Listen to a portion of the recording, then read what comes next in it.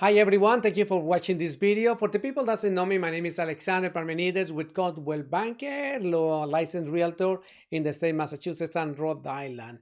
And the reason that I'm making this short video is to educate what's going on in the market and a little bit of the economy. I'm not an economy, but I just bring some point of view regarding about how it's going to be affected the COVID-19 in our and our industry on the real estate market. So let's get started right now.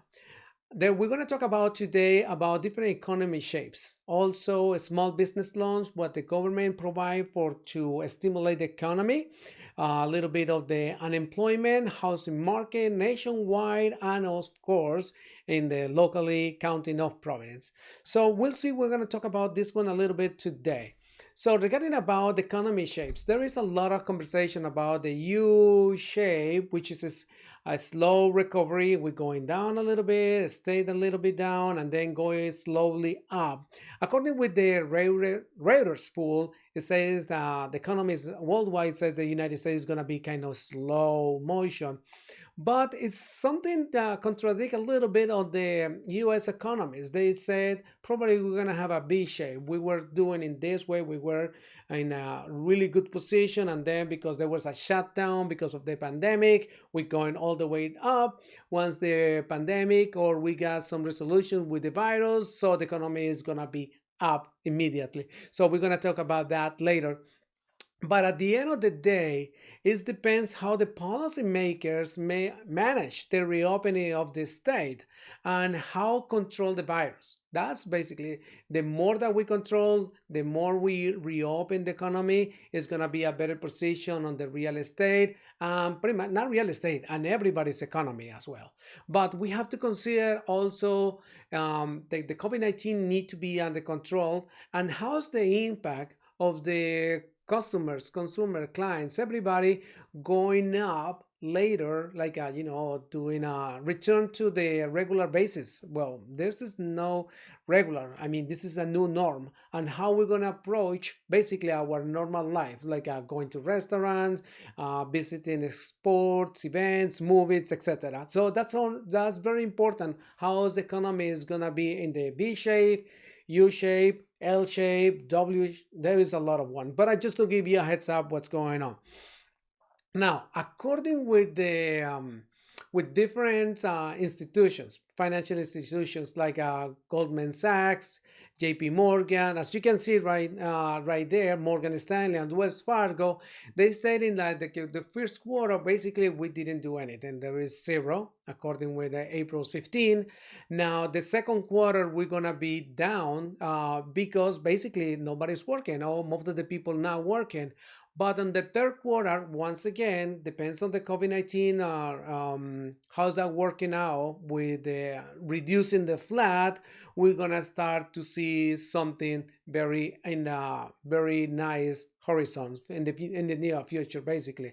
And basically in the fourth quarter, we're gonna be continue as well. So that's why they call it the V shape, not the U shape. So that being said, we have to understand that many factors regarding about the economy is going to affect how is going to be the GDP or the recession that we're going right now is going to affect us. But something to think about it in the near future. Now, today, as you know, many people as a business owner, they are trying to apply like a week ago for the payment protection program, which is they call the triple P. The funds were exhausted. But today, on April 27, since this morning, they start to basically give more money. Now, for the people that want to apply for the triple P or what we're talking about, paycheck protection plan, you need to go to the to the bank, basically, and make an application. If you don't have a banking relationship, you can go to the commerceri.com and they're gonna helping you out to give you the best tools of the best connections to go and apply for that loan as well.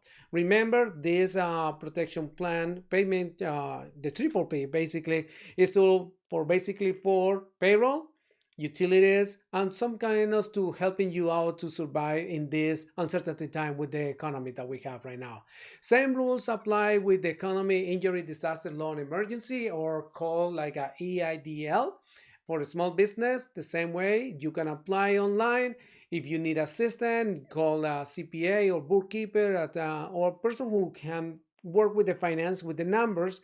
Or if you don't know which one of those, the above, you can go with the commerceri.com and provide that information as well, and they're going to help you out basically.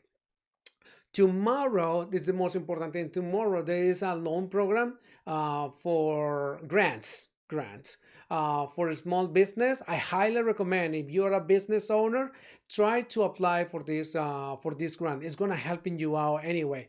The most important thing is apply whatever you want. If you are a self-employed and suffer for unemployment, right now is a great opportunity to request unemployment benefits as well. So it's very important to have that information, because the funds, the funds right now is gonna be very, very, very, it's gonna exhaust very, very fast. So making sure that you're gonna have the money, try to apply for everyone that you can do at this time.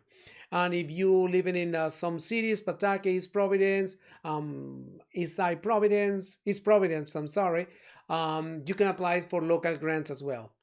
Everybody is trying to get this together. All we are in this together. Business owners, customers, the people, indeed, they're working together to make it happen, to stimulate the economy and try to make sure that everybody is gonna succeed in these uncertainty times that we have. Now, unemployment. Last week, 4.4 million people on request for unemployment, which is right now we got 26%, 26 million people in the last 5 weeks. Unfortunately, everybody consider like unemployment is equals real estate. That's not related. I'm gonna explain that to you why. According with this chart by the KCM, Keep Kurimeras, stating that unemployment rates and the home sales are not related. As you can see, in 1989, the percentage on unemployment was 7.5, and the home sales pretty much were break even at that time.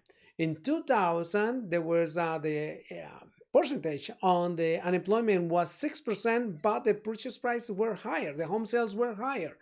And the number three, which is we have the economy in 2008, the basically the unemployment rate was 9.6, but the houses were low.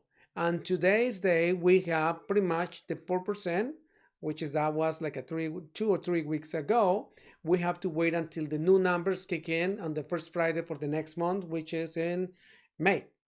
So we're going to have a new percentage about what's going on, how many people apply in total for unemployment benefits. So it's something very important to understand that home sales is not equal unemployment, which is going to crash for the everybody's thinking about the real estate market is going to crash or something like that. That's not something related.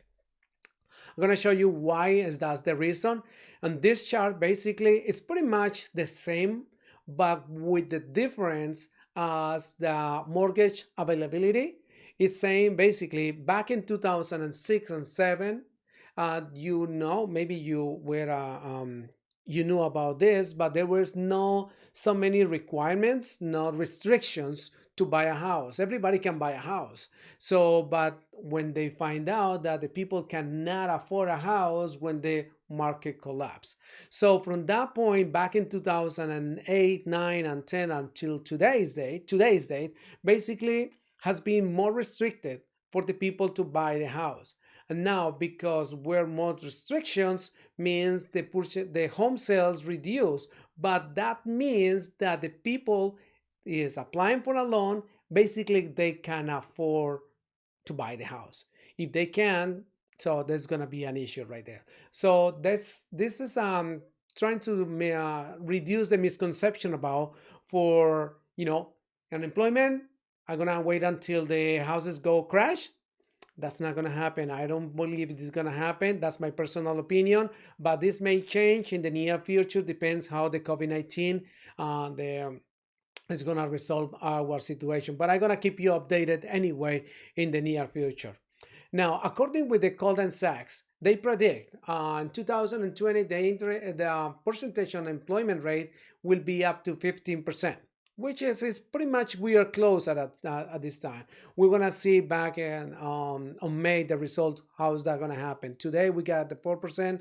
We're gonna see how is that gonna happen in the next couple of weeks on that report of April. Now in 2021, the unemployment rate between 6 and 8, and 2022 probably 5, and 2023 we're back in shape where we are today. 2020 4%. So the housing market, basically unemployment, has been affected all the real estate. Yes, that's not a question for that. But it doesn't mean, for example, according with the National Association of Realtors, 8.5% of the 16 homes have fell in March. That's because probably because there is an uncertainty to say, I'm not gonna sell it or gonna sell. There is, I don't know what's gonna happen if this is a multifamilies. People doesn't want, the tenant doesn't want to allow to people to see the properties, or because they are afraid to be infected. That's totally understandable. But that's the reason probably it fell a little bit. 8.5% is because they want to see a better look what's going on in the market in the near future, and also the expectation about the resolution of the COVID-19 the next couple months. This is very important, guys. The more that we protect, the more that we stay home, the more that we reduce the interaction, personal interactions with other people, keep the distance, is gonna help us out to reduce the contamination for everyone. Now, let's back in shape in regarding about the county in Providence. So how's the market today? Believe it or not, many people think that they stay at home, they think that the market is gonna crash or the prices is gonna slow or anything like that. I'm gonna give you some numbers right now. According with the Providence County, today's day, you can see the properties, single family, on the contract. It's not too much, but there's a lot of activity. Just today's day, between on the contract and new listing, we got a little bit of 5, 7, 10. Pending, we got at least 10, or sold properties a little bit less than 4. But let's take a look at the last 3 days, which is it was the weekend, right? So the last 3 days, once again, on the contract, new listing. So the activity on the market, on the new homes getting into the action is still high. It's still high. The people want to buy, there's people wants to sell. And that's the most important thing. The ones that are not ready, I don't think is in the equation right now. If you really need to buy, it's something. If you really need to sell, it's something. But the other one is not in that need, probably they're gonna wait a little longer. Okay? Now, regarding about multifamilies. Multifamily, it's a little bit different. It's between property between 2 and 4 families. Let's call it an investment properties for for first-time home buyers. Any houses above of the 5 units, that's going to be considered as a commercial. So this different monster, so that's out of the equation. Only between 2 and 4, this is the calculation that we're doing right now. So as you can see, properties under contract and new listing all combined, basically we're talking about 30 or something at the last 7 days. Property sold around 17 or something, but take a look at on the price reduction, and pretty much 25 properties has been reduced the price. There is so many elements right there. Why is the drop in the price? Probably is the market is readjusting the price, maybe the conditions, maybe the size, maybe the COVID-19. I don't know. So many factors that we need to understand. I'm not saying that the price has been drastically reduced up to 50%, nothing. According with the statistics of the last 6 months, all the closing sales percentage is pretty much around 96 and above, not 50% or 40% that everybody was expecting. Just to give you a food for thought. Now, condominium. Condominium is for people, it's just like they don't want to taking care of the, because they don't want to take in the snow or the landscaping, not because they don't want it, it's because for health conditions or because they don't like it. So it's different. So As you can see, in the last 7 days, new listing 40, almost 45 has been hit into the market. Just the last 7 days. Property spending, they they went to the market and then went to the under contract, means a buyer found a house and the contract and pending, pretty much they are related. So almost 40. So it's balanced. 40 kick in, 40 on the contract. So basically it's balanced. And property sold 15, 16, something like that, right? Price reduced. Once again, the market has been adjusted because of the condition, location, price, and etc. But just keep in mind, because we live in the COVID-19 doesn't mean the market, the real estate market is going to crash. No, it's still active, very still active. At the end of the day, the real estate market depends only on you. I mean, besides on the pandemic, or despite of the pandemic, or despite of the shutdown, basically, the real question is, what are you gonna do about it? Are you gonna buy? You gonna sell? You gonna flip? Or you gonna have a rental income? At the end of the day, is that, I mean, nobody's pressuring you to buy the house. Nobody is gonna pressure to sell the house. If you are in financial situations that you need to do something about it, I highly recommend talk with a real estate agent or financial or mortgage, and helping you out what is the best idea on how to overcome this uncertainty time. But at the end of the day, guys, it's communication. That's the key. That's the key. Okay, now I'm going to show you something on the last 12 months regarding about single families, multifamilies, and condominiums.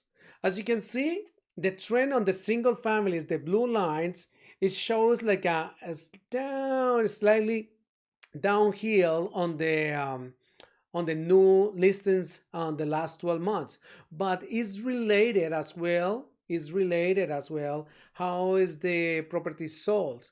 So if you feel like last 12 months that the prices, the purchase price has been higher and higher and higher and higher, and it was difficult with bidding wars or something like that, it's because the less active properties is gonna narrow the buyer, serious buyer to buy a house. That's very important to understand that. So we are in the third week of April. This report is only shows until the third week of April. We're gonna see what's gonna happen in the next month. But I'm gonna give you a report that's a promise.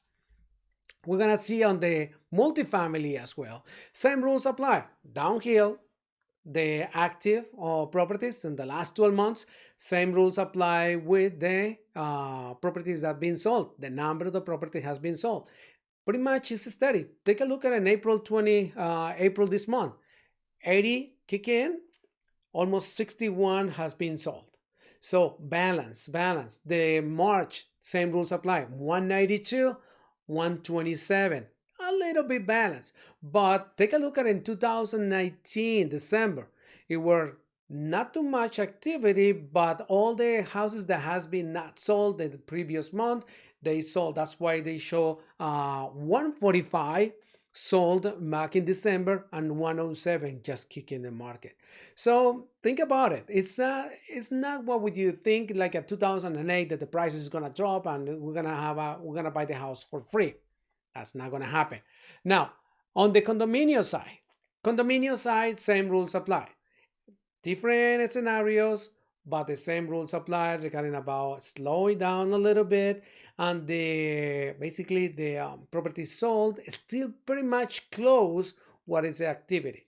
It's still balanced. It's still balanced. So the big question once again, what should I do? I will say the most important thing is be smart. Do some research, talk with the professionals, be patient. If you really need to buy a house, this is the best time. If you really want to wait, this is the best time. But at the end of the day, it's all about you. You don't want to get into a situation to be in a bad situation later. No, at the end of the day, it's yours. But the most important thing is be safe and be and your family as well, because that's the only thing. That's all we live for. We have a family. We work for our family. We buy our house for our family. That's pretty much it. That's it. So, as you know, home ownership, like it shows right there in the screen, home ownership is an important source of wealth of creation, allowing current owners and the future generation to climb the economic ladder. Guys, if you buy a house the next 3 5 years, you're gonna have equity. That equity is gonna helping you out to the kid go to school, or to help you out to buy another property, or to start to your own retirement. That's the best investment according with all the financial planners and everything. I mean, depends on what you're gonna buy, what you're gonna sell. That's the most important thing, but it's the best investment anyway.